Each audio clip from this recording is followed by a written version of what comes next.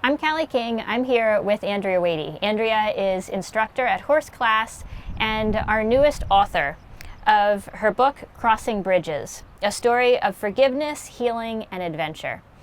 And I really look forward to having this discussion with you, with Andrea, about the meaning of this book and some of the lessons. But I want to start to introduce you. I'm going to just read a passage that's on the back cover here. We found ourselves together in my filthy old car, slamming up a dirt track to the farm where we kept our horses. I was telling my friend about my crazy idea, how I wanted to take a horse, broken by life, destined for the meat man, and walk across Costa Rica, coast to coast. I wanted to learn about them and from them, navigating the twists and turns of life in motion. Would I have done it if I had known what lay ahead? I question that sometimes. Can we start by just tell us a little bit about this book? So the book, well, it started with the trek. Myself, Elsa Sinclair and Leanna, we rescued, there were 3 horses in the trek, but we rescued 2 from the meat man, essentially. And Elsa and I wanted to walk from coast to coast of Costa Rica and train them along the way. But as many things end up, it just ended up so much more than that. The trek itself was amazing, but for me personally, it was a chance to do things over. You know, I've been in horses my whole life, and I wasn't always a rider or horse handler that I would be proud of. And I forced a lot of horse to do a lot of things, which was what we did back then. I grew up in England, and that's how we rode horses. And you know, as I say in the book, if I could go back and beg forgiveness, I would. And they would probably give it. Because horses just give so much to us. They're so forgiving. And that's really what the book is about, is how Zeus and I walked together. And he was able to leave his past behind, and so was I. But it wasn't easy. It definitely wasn't easy. And the way that you wrote this book is so unique and so beautiful because the chapters go back and forth between it's a chapter with you, yes, and then it's a chapter from Zeus's perspective. And, you know, we've been friends, we were talking, I knew your process, you were sharing it as you were writing the book. But I would love to have you share a bit about that, what that was like for you to write this from both of your perspectives. I'll be honest, I don't feel like I wrote it. And I know that sounds really weird, but we'd just come back to England after the COVID outbreak. We'd had to leave everything behind in Costa Rica, our life, and we had to get out and come home and take care of our family. And I just kept feeling this story. It's the only way I can explain it. I wasn't thinking, oh, okay, I'm going to write a book and make notes and all that. There were no notes made. And I would get up at 5 o'clock in the morning. We were living in a little caravan in a field because we'd come home to no home. And the garden was frozen solid, and I'd walk across the garden to the little shed that my husband had built. And I just started writing, and I don't even think I was awake. And it's weird, I've heard it said before that sometimes there's stories out there that feel that they need to come into this realm. It sounds crazy, but that's sort of what it felt like. I would just start writing, and I don't know where it came from. I really don't. And I never intended to have myself doing one chapter and Zeus doing another, but it just came out that way. And I wrote the whole book in a short time. And when I read it back, I don't even really remember writing it. It was incredible. I feel like it was a once in a lifetime thing for me, and Zeus's voice was really important.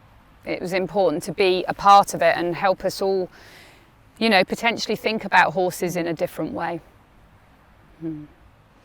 Yeah, the writing style that you use is just beautiful and capturing. I mean, when I read this book the very first time, I was actually on a plane. You had sent me the PDF, you had just finished it, And I hopped on the plane, and I had, as I usually do, 10 things that I wanted to accomplish on that plane ride. And I thought, okay, well, I'm going to just at least open it up, read a little bit so I can check in with Andrea and afterwards let her know I started it.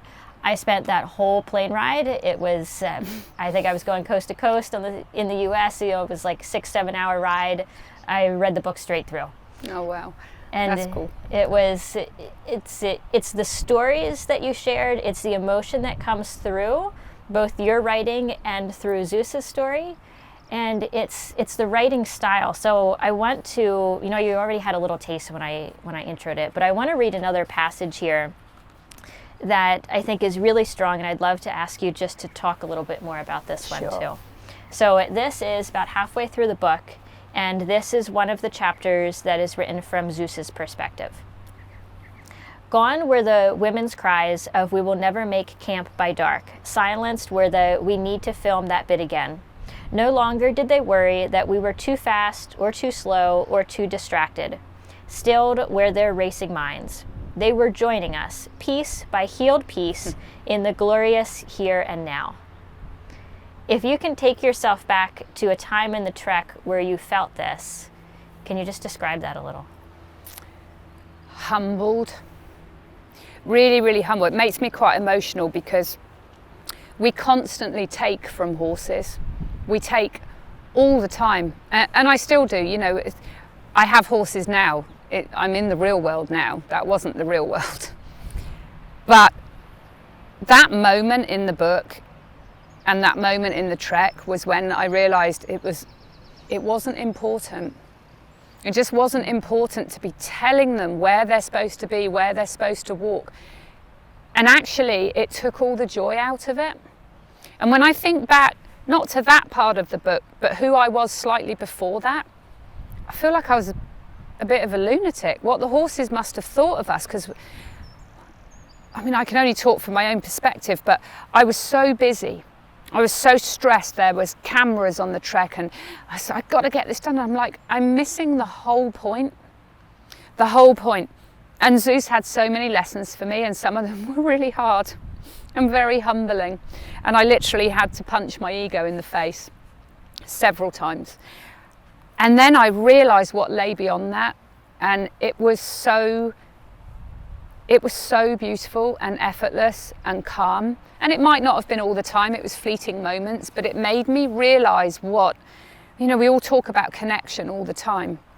But I think we've sometimes got the idea of what connection is a bit wrong. And connection really is nothing more than the mere art of paying attention. Like, pay attention, listen to your horse. They know what they're doing. They're their own entity.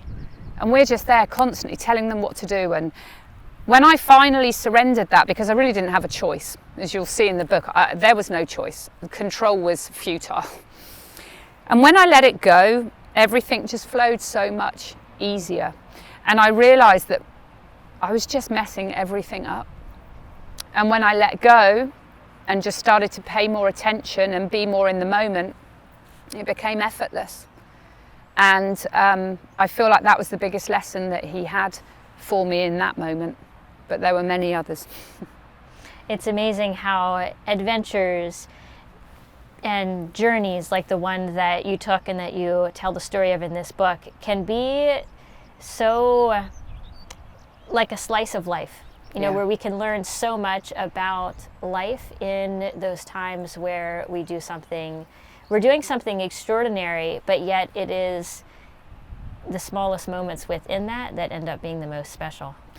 I think it becomes very polarized. Everything was so intense. But yeah, there were life lessons literally at every turn, if you cared to pay attention to them. There's a great saying, isn't there, that you speed up to forget and you slow down to remember or be present. And that was something that really stuck with me in the latter half of the trek and really came through, I feel, in the writing, was like just slowing down.